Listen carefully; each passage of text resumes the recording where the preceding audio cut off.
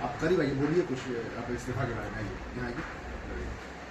स्थिति में है और इनका पॉलिटिकल भी बहुत पकड़ है। इन्होंने जदयू की मजबूती के लिए बहुत काम किया है।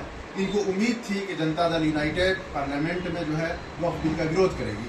हम इनसे पिछले 1 महीने से राब्ते में थे। ये हमसे कह रहे थे कि अगर हमारी पार्टी पार्लियामेंट में सपोर्ट नहीं करेगी, यानी बिल का जो है सपोर्ट नहीं करेगी, ये कह रहे थे। लेकिन जब इनकी पार्टी ने मुसलमानों के पीठ में खंजर मारा और इनकी उम्मीद के मुताबिक उन्होंने पार्लियामेंट में वक्फ बिल का विरोध नहीं किया, तो आज इन्होंने अपनी पार्टी जनता दल यूनाइटेड से इस्तीफा दे दिया है।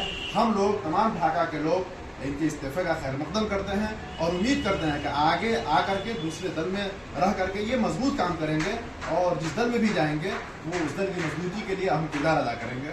साद अहमद कासमी, राष्ट्रीय जनता दल। एक और बात कहनी है कि जिस तरह से हमारी पार्टी के जो माननीय सांसद ललन सिंह जी ने वक्फ बिल पे चर्चा के दौरान पसमानदा का रट लगाए थे, तो मैं भी एक पसमानदा मुसलमान हूँ, लेकिन इस्लाम के अंदर कोई जात परस्ती नहीं है।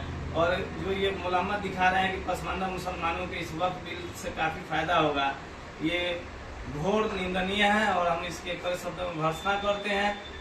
मुसलमान एक है, एक रहेगा। औकात में कोई भी पसमानदा अशराफ का खेल सरकार और बीजेपी या कोई भी जो दूसरी पार्टियां हैं उनकी नहीं चलेगी। ये पूरे मुसलमानों का मसला है और ये संविधान का मसला है। इसमें कोई बैकवर्ड फॉरवर्ड मुसलमान का मामला नहीं है। जबरन मुसलमानों में फूट डालने के लिए आदरणीय ललन बाबू जो बोल रहे हैं, तो वो अपनी औकात देख ले कि उनकी बिरादरी के लोग कितना जनता दल यूनाइटेड को वोट करते हैं। कम से कम जो है उनका 10 गुना वोट जो है मुसलमान नीतीश कुमार की छवि को देख के वोट करके आया था। लेकिन आने वाले दिनों में जो है ललन बाबू अपनी औकात देख लेंगे। धन्यवाद।